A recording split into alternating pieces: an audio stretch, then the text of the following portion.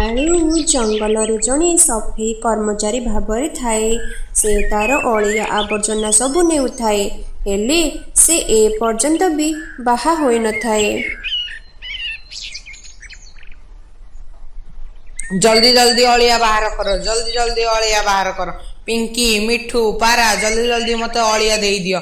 मु मोर आज जल्दी रे अच्छी पछरे आउ कहबनी जे से अलिया को धरिकी घरे बसी थिबो। हाँ हाँ काले भाई खाली 2 मिनिट रुह अलिया नहीं कि आसुछि। ठू जल्दी जल्दी घरू अलिया गुड़ा दियो नहले से कालू पळेइब। आजकल केजानी खाली जल्दी जल्दी होउछि जीवा पई। हाँ लुसी जल्दी जल्दी से अलिया गुड़ा घरू बाहर कर नहले नाई से कालू पळेइले आउ आसीबनी। आउ अलिया गुड़ा काली पर्यंत पड़िकी रहिथिबो। एमिति सबु चढ़ेई माने तांको अलिया धरी कालू पाखकू आसंती। कालू भाई तमे आजिकल कौन जल्दी जल्दी रे रहुछ? आउ कौन करिबी तमे माने कोन जानि न कि मु बाहा होइनी एपर्यंत एकुटिया केते कोन करिबी। जल्दी जल्दी अलिया नै कि गले सिना रोसई करिबी आउ खाइबी नहले रोसई करिबार डेरी होई जिवो। जल्दी जल्दी अलिया दियो मु मोर जाय। ताहले तो गोटे बाहा काई हेउनु एपर्यंत? बाहा होई गले तो स्त्री तते बढ़िया रोसई करि दियंता आउ तू खांतु। तो गोटे अलिया मलिया उठौछ मते काई किए बाहा हेबो। आउ तू कोन जानिनु कि मते किए बाहा हेबेनी बोली। छाड़ छाड़ से बेकार कथाबार्ता रे मोर समय नष्ट करनी। मते पुणी आहुरी कुआडे जिबार अछि। दे दे जल्दी अलिया दे। एमिति समस्ते निज निज अलिया दियंती। कालू भी आउ जनक घर को एमिति अलिया नहीं जाए। दिन पर दिन तो बीती जाऊ थाए।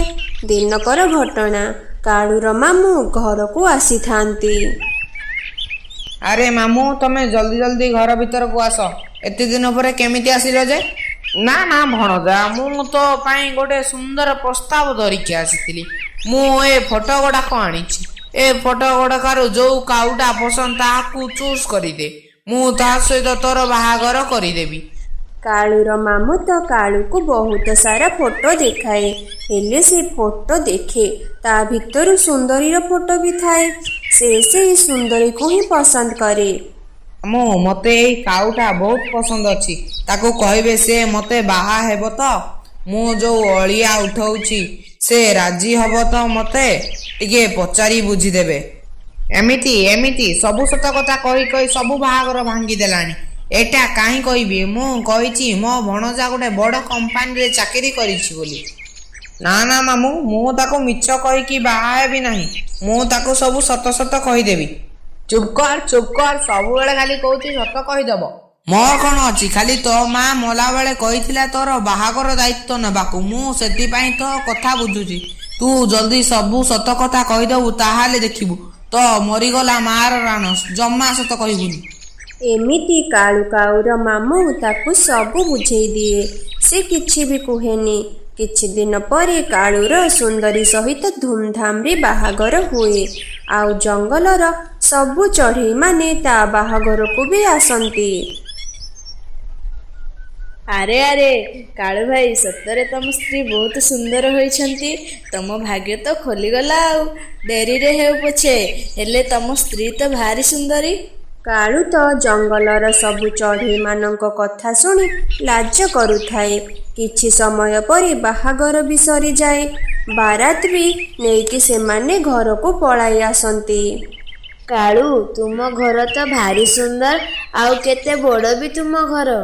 आउ घर बड़ हेबनी मो भणजा परा चाकरी करिछि आउ कोन दरकार। हौ हौ कालू मु हेबे आसुछि ताहाले। एमिति कही कालूर मामू तो पଳାନ୍ତି। राति पाहि जाए कि सकाळ हुए।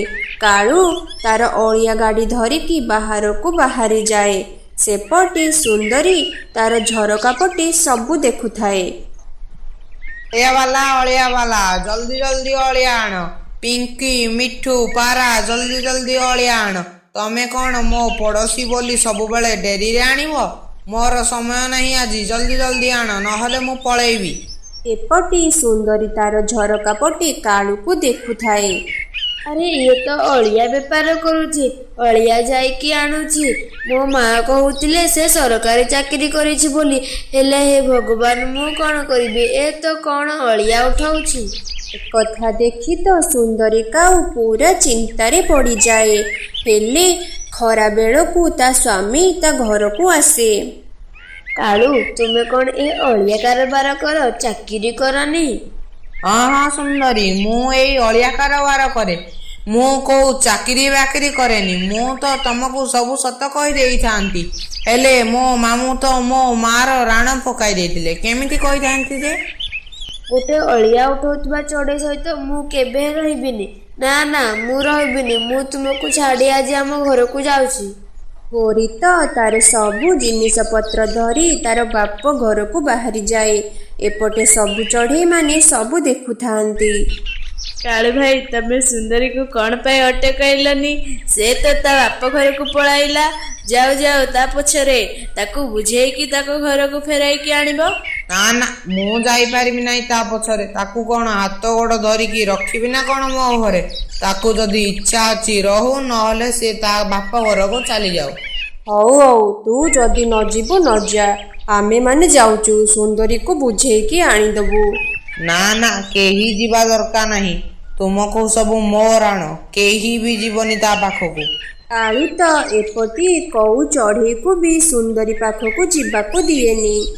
ଏପଟେ ସୁନ୍ଦରୀ ଯାଇ ତା ବାପ ଘରେ ପହଞ୍ଚିଯାଏ, ଆଉ ତାର ମାକୁ ସବୁ ସତ ସତ କଥା କହିଦିଏ। ମୁଁ କେମିତି ଜାଣିଲି? ତା ମାମୁଁ ତ ଆମକୁ ଠକିଦେଲା। କହିଲା ସରକାରୀ ଚାକିରି କରିଛି, ଆଉ ବଡ଼ କାମ କରୁଛି। ଦେଖିଲା ବେଳକୁ ମିଛ କହି ଗୋଟିଏ ଅଳିଆବାଲା ସହ ମୋ ଝିଅକୁ ବାହାଘର କରିଦେଲା। ହଉ ଝିଅ, ତୁ ଚିନ୍ତା କରନି, ମୁଁ ତୋର ଦ୍ୱିତୀୟ ବିବାହ କରିଦେବି। ଭଲ କରିଛୁ, ତୁ ପଳେଇ ଆସିଛୁ, ତୁ ଏଠି ରହ। ହଁ ମା, ମୁଁ ସେ ଅଳିଆ ବାଲା ସହ ରହିବିନି। ତା ସହ ରହିଲେ ମୋ ସାଙ୍ଗମାନେ ମୋତେ ଚିଡ଼ାଇବେ। ସୁନ୍ଦରୀ ଗୋଟେ ଅଳିଆ ବାଲାକୁ ବାହା ହୋଇଛି ବୋଲି ମୁଁ ଯିବିନି ଆଉ। ସୁନ୍ଦରୀ ବି ଏମିତି ରାଗିକି ଆଉ କାଳୁ ପାଖକୁ ଯାଏନି। ଏପଟରେ କାଳୁ ବି ତା କାମ ଛାଡ଼େନି। ସେ ତାର ଅଳିଆ ବ୍ୟବସାୟ କରୁଥିଲା। ଏମିତି ବହୁତ ଦିନ ସୁନ୍ଦରୀ ତା ବାପ ଘରେ ରହିଯାଏ। ମା, ଏ ଗନ୍ଧ ଗୁଡ଼ା କୁଆଡ଼ୁ ଆସୁଛି? ଏମିତିକି ଗନ୍ଧ, ଛି ଛି, ମୋତେ ଏ ଘରେ ରହିବାକୁ ବି ଇଚ୍ଛା ହେଉନି। ଏଗୁଡ଼ା କଣ ରଖିଛ? ମୁଁ କଣ କରିବି?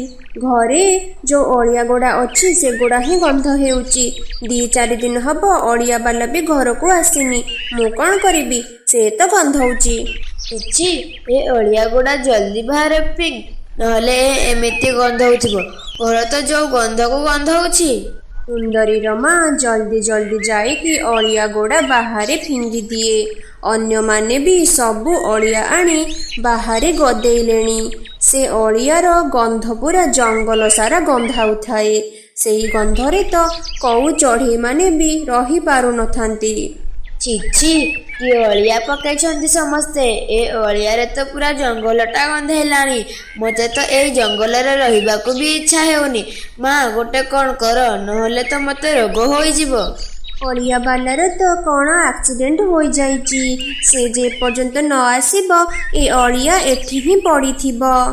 ଏ ଅଳିଆ ବାଲା ନାହିଁ ବୋଲି କଣ ଆଉ କୋଉ ଅଳିଆ ବାଲା ନାହାନ୍ତି ଆସିବାକୁ? ସେ ଯଦି ନ ଆସିବ ତାହେଲେ ସବୁ ପକ୍ଷୀମାନେ ରୋଗରେ ପଡ଼ି ମରିଯିବେ। ହଁ ହଁ, ଜଙ୍ଗଲରେ ତ କଥାବାର୍ତ୍ତା ହେଉଥିଲେ। ବୋଧେ ଆଉ କୋଉ ଅଳିଆ ବାଲା ଆସିକି ଅଳିଆ ନେଇଯିବ। ତାପରେ ସକାଳୁ ସକାଳୁ କାଳୁ ତାର ଅଳିଆ ଗାଡ଼ି ଧରିକି ଆସେ, ଆଉ ଜଙ୍ଗଲରେ ଯେତେ ସବୁ ଅଳିଆ ଥାଏ ତାକୁ ସଫା କରି ଦେଉଥାଏ। ତାପରେ ଯାଇ ସେ ସୁନ୍ଦରୀ ଘର ଆଗରେ ଯାଇ ପହଞ୍ଚେ। ସେଠି ଯୋଉ ଅଳିଆ ଗଦାଇଥାନ୍ତି ସେ ତାର ସେଇ ଅଳିଆକୁ ପୁରଉଥାଏ। ଏପଟେ ସୁନ୍ଦରୀର ନଜର ତ କାଳୁ ଉପରେ ପଡ଼େ। କାଳୁ ତ ଜାଣି ଶୁଣିକି ସୁନ୍ଦରୀକୁ ଟିକେ ବି ଆଖିରେ ଦେଖେନି। ସେ ତାର ଅଳିଆ ପୁରେଇବାରେ ବ୍ୟସ୍ତ ଥାଏ। ତମେ ମୋତେ ଦେଖିକି ବି ଦେଖୁନ, ତମ ମୋ ସହ କଥା ହଉନ। ମୁଁ ତମର କଣ କରିଛି? ମୁଁ ତମ ସହ କଣ ପାଇଁ କଥା ହେବି? ତମେ ତ ମୋ ଘର ଛାଡ଼ି ପଳାଇ ଆସିଛ, ଆଉ ମୋ ସହିତ ତମର କିଛି ସମ୍ପର୍କ ବି ନାହିଁ। ହଉ ହଉ କାଳୁ, ମୁଁ ମୋର ଭୁଲ ବୁଝିଯାଇଛି। ତମେ ତମ ସାଙ୍ଗରେ ନେଇଯାଅ, ମୁଁ ଏଥରକ ତମ ସାଙ୍ଗରେ ହିଁ ରହିବି। ତମ କାମ ଏବେ ଦେଖିଲି କିଛି ଖରାପ ନାହିଁ, ଏ କାମ ତ ବହୁତ ଭଲ। ଆଜି କହିଦେଉଛ, କାଲି ସକାଳୁ ପୁଣି ତମେ କହିବ ଯେ କାମ ଛାଡ଼ିଦେବା ପାଇଁ। ହେଲେ ମୁଁ ମୋ କାମ ଛାଡ଼ିବି ନାହିଁ। ହଁ ହଁ, ମୁଁ ଆଉ ତୁମକୁ କିଛି ବି କହିବିନି। ଅଳିଆ ଉଠେଇଲା ବାଲା ବି ତ କେତେ ଭଲ କାମ କରୁଛି। ଜଙ୍ଗଲରୁ ସବୁ ଅଳିଆ ସଫା କରୁଛି, ନହେଲେ ତ ସମସ୍ତଙ୍କୁ ରୋଗ ହୁଅନ୍ତା। ତମେ ଭଲ କାମ କରୁଛ। ସୁନ୍ଦରୀ ତାର ଭୁଲ ବୁଝିପାରି କାଳୁ ସହ ତା ଘରକୁ ଯାଏ। ଆଉ ଖୁସିରେ ଖୁସିରେ ଦି ଜଣ ଯାକ ମିଶିକି ରୁହନ୍ତି। ମାମା ମାମା, ମୁଁ ଏକା ରହିବିନି ବର୍ଷାରେ, ମତେ ବି ତୁମ ସାଙ୍ଗରେ ନେଇକି ଯାଅ। ନା ନା ଯୋଗୁ, ମୋ ସହ ଜମା ବି ଯାଆନା। ତୁ ଏବେ ଛୋଟ ଅଛୁ। ମୁଁ ଚାଷୀର କ୍ଷେତରୁ ଯାଇକି ଚୋରି କରିକି ଆଣିବି। ଯେତେବେଳେ ସେ ଆସିଯିବ, ମୁଁ ଜଲ୍ଦି ଜଲ୍ଦି ଉଡ଼ିକି ସେଠାରୁ ପଳାଇ ଆସିବି। ତୁ ଛୋଟ ପିଲା, ତୁ ଉଡ଼ି ପାରିବୁନି। ମାମା ମାମା, ତମେ ଜାଣିନ ମୁଁ କାଲିକି ସେ ମିଠୁ ତାଙ୍କ ବସାରୁ ଚୋରି କରିକି ଆଣିକି ଦୌଡ଼ିକି ପଳେଇ ଆସିଥିଲି। ବହୁତ ଜୋରେ ଉଡ଼ିଥିଲି। ଆଉ ପିଙ୍କି ଆଣ୍ଟି ଘରୁ ବହୁତ ଜୋରେ ଉଡ଼ିକି ତାଙ୍କ ଘରୁ ବି ଚୋରି କରିକି ନେଇ ଆସିଥିଲି। ତମେ ଜମା ବି ଚିନ୍ତା କରନି, ମତେ ତୁମ ସାଙ୍ଗରେ ନେଇକି ଯାଅ। ଦେଖିବ ମୁଁ କେତେ ଜୋରେ ଉଡ଼ୁଛି। ସୁନ୍ଦରୀ ଆଉ କ'ଣ କରିପାରିବ? ଶେଷରେ ସେ ରାଜି ହୋଇଯାଏ ଯେ ଆଉ ତା ପୁଅ ଯୋଗୁକୁ ନେଇ ସେ ମଣିଷ ବସ୍ତି ଆଡ଼କୁ ଉଡ଼ିବାକୁ ଲାଗେ। ସୁନ୍ଦରୀ ଇଆଡ଼େ କୁଆଡ଼େ ଯାଉଛି? ପିଙ୍କି, ଆମେ ତ ମଣିଷ ବସ୍ତି ଆଡ଼େ ଯାଉଛୁ। ଏମିତି ଟିକେ ବୁଲିବାକୁ ଯାଉଛୁ ଆଉ। ନା ଆଣ୍ଟି, ଆମେ ତ ମଣିଷ ବସ୍ତିକୁ ଯାଉଛୁ ସେଠି ଚୋରି କରିକି ଖାଇବୁ ବୋଲି। ଯୋଗୁ, ତୁ ଟିକେ ଚୁପ୍ କର। ଆରେ ସୁନ୍ଦରୀ, ଶୁଣ, ତୁ ଜମା ସେ ମଣିଷ ବସ୍ତି ଆଡ଼କୁ ଯାଆନା। ଆଉ ମୁଁ ଶୁଣିଥିଲି ଯେ ସେଠାରେ ଗୋଟେ କାଉକୁ ମରିକି ପକେଇ ଦେଇଛନ୍ତି। ସେମାନେ ବହୁତ ବିପଦଜନକ। ଯାଆନା ସେଠାକୁ। ଆହୁରି ଆହୁରି କ'ଣ ନା, ମୁଁ ଯୋଉ ଭଳିଆ ଉଡ଼ୁଛି, ଯେମିତି ଉଡ଼ିବି ନା, ଯୋଉ ଲୁଚିଯିବି ଜଙ୍ଗଲ ଭିତରେ, କେହି ବି ମୋତେ ଖୋଜିକି ପାଇବେନି। କ'ଣ କହିଲେ ନା, କାହାକୁ ମାରି ଦେଇଛନ୍ତି। ମୁଁ ସେଗୁଡ଼ା ଶୁଣିବିନି। ମୁଁ ମୋର ଯିବି। ମୁଁ ବି ମୋ ମାମା ଭଳି ଜୋରେ ଉଡ଼ି ପାରିବି। ଆଉ ସେ ଚାଷୀର କ୍ଷେତରୁ ଖାଇବା ଦାନା ଧରିକି ପଳେଇକି ଆସିବୁ। କିଛି ହବନି, ଆମର କିଛି ହବନି। ତୁମେ ଜମା ବି ଡରନି। ସୁନ୍ଦରୀ ଆଉ ଯୋଗୁ ପିଙ୍କି କଥା ନ ମାନି ସେ ଚାଷୀର କ୍ଷେତ ଆଡ଼କୁ ଉଡ଼ିଗଲେ। ସେଠି ଯାଇକି ପହଞ୍ଚିକି ଦେଖନ୍ତି ତ ଚାଷୀ କୋଦାଳ ଧରିକି ହାଣିବାରେ ଲାଗିଛି। ଜଗୁ, ତୁ ଶୁଣ, ଦେଖ, ତୁ ସେ ଚାଷୀ ଉପରେ ନଜର ରଖ। ତୁ ଯେତେବେଳେ ଦେଖିବୁ ସେ ଇଆଡ଼େ ଆସୁଛି ବୋଲି, ଖାଲି ବଡ଼ ବାଡ଼ିରେ ଟିକେ କା କା କରିଦେବୁ। ଆଉ ମୁଁ ଜଲ୍ଦି ଜଲ୍ଦି ସେଠୁ ଗାଜର ଧରିକି ପଳେଇ ଆସିବି। ବୁଝିଲୁ ନା? ଓହୋ ମାମା, ମତେ ବି ଜୋରେ ଭୋକ ଲାଗୁଛି। ତମେ ଜଲ୍ଦି ଜଲ୍ଦି ଗଲିକି ସେଠୁ ଚୋରି କରିକି ନେଇକି ଆସିଲ, ମୁଁ ଖାଇବି। ଯୋଗୁ ଗଛ ଉପରେ ବସିକି କୃଷକକୁ ଦେଖୁଥାଏ। ସେପଟେ ସୁନ୍ଦରୀ ତାର ମାଟିରୁ ଖାଲି ଗାଜର ଗୋଡ଼ା ଖୋଳିବାରେ ଲାଗେ। ହେଲେ କୃଷକ ତ ତା କାମରେ ବ୍ୟସ୍ତ ଥାଏ। ତାର ସିଆଡ଼େ ନଜର ପଡ଼େନି। ସୁନ୍ଦରୀ ମେଞ୍ଚେ ମେଞ୍ଚେ ଗାଜର ଗୋଡ଼ା ଖୋଳିକି ଉଡ଼ିଯାଆନ୍ତି। ବାଟରେ ଗଲାବେଳେ ସେ ମିଠୁକୁ ଦେଖନ୍ତି। ଆରେ ସୁନ୍ଦରୀ, ରହିଲୁ ରହିଲୁ, ଗୋଟେ ମିନିଟ୍ ଖାଲି ରହିଲୁ। କ'ଣ କହିବୁ ମିଠୁ, କହ। ମୁଁ ଭାରି ବ୍ୟସ୍ତରେ ଅଛି। ସୁନ୍ଦରୀ ସୁନ୍ଦରୀ, ମୁଁ ଆଜି ଭାରି ଭୋକରେ ଅଛି। ମୋତେ ଗୋଟେ ଦୁଇଟା ଗାଜର ଦଉନୁ ଖାଇବା ପାଇଁ। ଆହୁରି କ'ଣ ନା, ମୁଁ ତୋତେ ଖାଇବା ଦେବି। ତୁ ଖୋଡ଼ିଆଟା, ଭାବିଲି କୋଉ କାମ କଥା କହିବୁ, ଦେଖିଲା ବେଳକୁ ମୁଁ ଖାଇବା ମାଗୁଛୁ। ମୁଁ ତୋତେ ଦେଇପାରିବିନି। ମୁଁ କେଡ଼େ କଷ୍ଟରେ ଚାଷୀର କ୍ଷେତ୍ରରୁ ଚୋରି କରିକି ଆଣିଛି। ତୁ ଚାଲ, ମୋତେ ଖାଇବା ମାଗୁଛୁ। ବେକାରଟାରେ ମୋର ସମୟ ନଷ୍ଟ କରିଦେଲା। ପୁଅ ତ ସେଠୁ ନିଜର ଗାଜର ଧରିକି ଉଡ଼ିକି ପଳାଇ ଯାଆନ୍ତି। ଘରେ ବସି ମନ ଖୁସିରେ ଗାଜର ଖାଆନ୍ତି। ମାମା, ଗାଜର ଟିକେ ନେଇକି ମୁଁ ମୋ ସାଙ୍ଗକୁ ଦେବି, କ'ଣ କହୁଛ? ନା, କିଛି ଦରକାର ନାହିଁ। ମୁଁ କେତେ କଷ୍ଟ କରିକି ଆଣିଛି, ତୁ ତ ସାଙ୍ଗକୁ ଦେଇଦେବୁ। ଏଗୁଡ଼ା ଥିଲେ କାଲିକି ଆମେ ଖାଇବାନି। ମାମା ନା, ମୋ ସାଙ୍ଗ ବି ମୋତେ ସବୁ ଜିନିଷ ଆଣିକି ଦିଏ। ମୁଁ ଗୋଟେ ନେଇକି ତାକୁ ଦେଇଦେବି। ହଉ, ତାହେଲେ ଯା, ତାକୁ ଦେଇକି ଆସିବୁ। ଯୋଗୁ ଗୋଟେ ଗାଜର ନେଇ ତାର ସାଙ୍ଗ ପାଖକୁ ଉଡ଼ିଯାଏ। କୁକୁ, ଦେଖ, ମୁଁ ତୋ ପାଇଁ କେଡ଼େ ସୁନ୍ଦର ଗାଜର ଆଣିଛି। ତୁ ୟାକୁ ଖାଇଦେ। ଗାଜର ଗାଜର ତ ମୋତେ ବହୁତ ପସନ୍ଦ। କ'ଣ ଆଣିଛୁ ତୁ? ଦେ ବେଗେ ଦେ। କୁକୁ ଦେଖି ପିଙ୍କି ରୋଷେଇ ଘରୁ ବାହାରକୁ ଆସେ। କୁକୁ, ଏଇ ଗାଜରକୁ ଯୋଗୁ ଆଉ ସୁନ୍ଦରୀ କୃଷକର କ୍ଷେତରୁ ଚୋରି କରିକି ଆଣିଛନ୍ତି। ଜଗୁ, ମୋ ମାମା ଯାହା କହୁଛନ୍ତି କ'ଣ ସେଇଟା ସତ? ତୁ ଚୋରି କରିକି ଆଣୁଛୁ? ଓହୋ, ଏଇଟା ତ ସତ। ହେଲେ ଏ ଗାଜରଟା ମୁଁ ତୋ ପାଇଁ ଆଣିଛି, ତୁ ଖାଇଦେ। ନା ଜଗୁ, ମୁଁ ଚୋରି ହୋଇଥିବା ଜିନିଷ ଖାଇବିନି। ତୋର କ'ଣ ମନେ ନାହିଁ, ସ୍କୁଲରେ ଟିଚର କହିଥିଲେ ଚୋରି ହେବା ଜିନିଷ ଖାଇଲେ ପାପ ହୁଏ? ଆରେ ଖାଇଦେ, ଏଟା ବହୁତ ସ୍ୱାଦିଷ୍ଟ, ବହୁତ ମିଠା ଅଛି। ତୁ ଖାଇଦେ। ଯେତେ ବି ସ୍ୱାଦିଷ୍ଟ ହେଉ ମୁଁ ଚୋରି ହୋଇଥିବା ଜିନିଷ କେବେ ଖାଇବି ନାହିଁ। ଜଗୁ ତ କୁକୁ କଥା ଶୁଣି ପୁରା ଚିନ୍ତାରେ ପଡ଼ିଯାଏ। ଜଗୁ ତୁ ଯାହା କରୁଛୁ ସେଗୁଡ଼ା ପୁରା ଭୁଲ। ତ ମାମା ତତେ ଯାହା ବି ଶିଖଉଛନ୍ତି ଚୋରି କରିବା ପୁରା ଖରାପ କାମ। ଦେଖ ମୁଁ କୁକୁ ଚୋରି କରିବାରେ ଶିଖେଇନି ବୋଲି ସେ ଚୋରି କରିବା ଜିନିଷ ବି ଖାଉନି। ତାଠାରୁ ଟିକେ ଭଲ କଥା ଶିଖ। ଆଣ୍ଟି ମୁଁ ଏବେ କୁକୁ ଭଳି ଭଲ ପିଲା ହୋଇଯିବି ଆଉ ଭଲ କାମ କରିବି, କେବେ ବି ଆଉ ଚୋରି କରିବିନି। ହଁ ଜଗୁ କାହିଁକି ନୁହେଁ, ତୁମେ ଏଥର ଚୋରି କରିବା ଛାଡ଼ି ଦିଅ ଆଉ ସମସ୍ତ ପରଲୋକଙ୍କୁ ସାହାଯ୍ୟ କରିବା ଶିଖ। ସେମିତିରେ ତୁମେ ଜଣେ ଭଲ ପକ୍ଷୀ ହୋଇପାରିବ। ଯେ ନିଜେ ଦାନା ଖୋଜିକି ଆଣିବି ଆଉ ଭଲ କାମ କରିକି ବହୁତ ମଜା ଲାଗିବ। ମୁଁ ଏବେ ଭଲ କାମ କରିବି। ଜଗୁ ଘରକୁ ଆସିବା ପରେ ତା ମନଟା ଟିକେ ପରିବର୍ତ୍ତନ ହୋଇଯାଏ। ସେ ଗାଜରଟାକୁ ଧରିକି ଆସେ ଆଉ ଗୋଟେ ଗଛ ପାଖରେ ବସି ପୋଖରୀ ଭିତରକୁ ସେ ଗାଜର ଫୋପାଡ଼ି ଦିଏ। ହଁ ମୁଁ ବି ଭଲ ପିଲା ହୋଇଯିବି। କୁକୁ ଭଳିଆ ମୁଁ ଟିଚରଙ୍କର ସବୁ କଥା ମାନିବି, ମିଳିମିଶି ରହିବି, ସମସ୍ତଙ୍କୁ ସାହାଯ୍ୟ କରିବି। ଘରକୁ ଆସିବା ପରେ ଜଗୁ ତା ଘରେ ଚୁପଚାପ ଶୋଇପଡ଼େ। ମନେ ମନେ ଭାବୁଥାଏ ଯେ ସେ କେମିତି ଭଲ ପିଲା ହେବ। ତାର ମନ ପରିବର୍ତ୍ତନ ହୋଇଯାଇଥାଏ। ସେ ଭାବୁଥାଏ କେମିତି ଭଲ କାମ କରିକି ଭଲ ପିଲାଟିଏ ହେବ ବୋଲିକି। ଆରେ ଜଗୁ ତୁ ଏମିତି ଖାଲିଟାରେ କାହିଁକି ଶୋଇଛୁ? ଚାଲ ଚାଲ ଯିବା ସେ କୃଷକର କ୍ଷେତରୁ ଦାନା ଚୋରିକି ଆଣିଲେ ସିନା ଖାଇବା। ନା ନା ମାମା, ମୁଁ ଆଉ ଜମା ବି ଯିବିନି। ମୁଁ ବି ଆଉ ଚୋରି କରିବିନି। ଚୋରି କରିବା ତ ବହୁତ ବଡ଼ ପାପ, ଖରାପ କାମ। ମୁଁ ଆଜିଠୁ ଭଲ କାମ କରିବି ଆଉ ଚୋରି କରିବିନି। ଏରେ ଜଗୁ ତୋର କ'ଣ ହୋଇଗଲା ନା କ'ଣ ଏମିତି କ'ଣ କହୁଛୁ? ଆମେ କାଉମାନେ ତ ଜନ୍ମରୁ ଚୋର। ନା ମାମା, ମୁଁ ଆଜିଠୁ ଭଲ କାମ କରିବି। ଏମିତି କୁହନି ଯେ ସମସ୍ତେ ଚୋର ବୋଲି। ଚୋର ହୋଇଥିଲେ ସମସ୍ତଙ୍କର କେମିତି ଡେଣା ଅଛି, ଆମର ବି ତ ଅଛି ନା ନାହିଁ। ଆମେ ଆଜିଠୁ ଚୋରି କରିବାନି ଆଉ ଭଲ କାମ କରିବା, କଷ୍ଟ କରିକି ଦାନା ଆଣିବା ଆଉ ତାକୁ ଭଲରେ ଖାଇବା। ଏଗୁଡ଼ା ତତେ କିଏ ଶିଖେଇଛି କେଜାଣି? ତୁ ତୋର ଭଲ କର କି ଚୋରି ନ କର, ମୁଁ ଯାଉଛି ଖାଇବି। ସେ ଭଲ କାମ କଲେ ରାନୁ ଆଉ ତା ପୁଅ ଭଳିଆ ସବୁବେଳେ ଉପାସରେ ରହିବୁ, ବୁଝିଲୁ? ସୁନ୍ଦରୀ ତ ପୁରା ରାଗ ତମ ହୋଇ ସେ ପିଙ୍କି ଘରକୁ ଯାଏ। କୁଆଡ଼େ ଆସିଲୁ ଆଉ କ'ଣଟା ଶିଖେଇଲୁ ମୋ ଛୁଆକୁ? କ'ଣ କହିଲୁ ନା ଭଲ କାମ କର, ଚୋରି କର ନା। ତୁ କ'ଣ ମୋ ଛୁଆକୁ ଦାନା ଦେବୁ ନା ପାଣି ଦେବୁ? ନା ତୋ ପାଖରେ ରଖିବୁ? ଚୁପଚାପ ମୋ ପିଲାକୁ ଯେମିତି ଶିଖେଇଛୁ ତାକୁ ସେମିତି କହ ଯାଇକି, ସେ ଯେମିତି ଚୋରି କରିବାକୁ ଯିବ, ବୁଝିଲୁ? ସୁନ୍ଦରୀ ତ ପୁରା ରାଗିକି ଥାଏ। ସେ ପିଙ୍କିକୁ ଆସିକି ଦୁନିଆ କଥା ଶୁଣାଇ ଦିଏ। କିଛି କହିନି ଜଗକୁ, ମୁଁ ତ ବାସ୍ କହିଲି କି ଯେ ତୁ ଚୋରି ନ କର ବୋଲି। ଯେ ପର୍ଯ୍ୟନ୍ତ ନିଜ ମନକୁ ନ କହିବ କିଏ କ'ଣ କାହାକୁ ବଦଳାଇ ପାରିବ। ମୁଁ ବି ତୋତେ କେତେଥର କହିଛି ଚୋରି କରନି। ତୁ କ'ଣ ତ ପ୍ରକୃତି ଛାଡ଼ିଛୁ କି?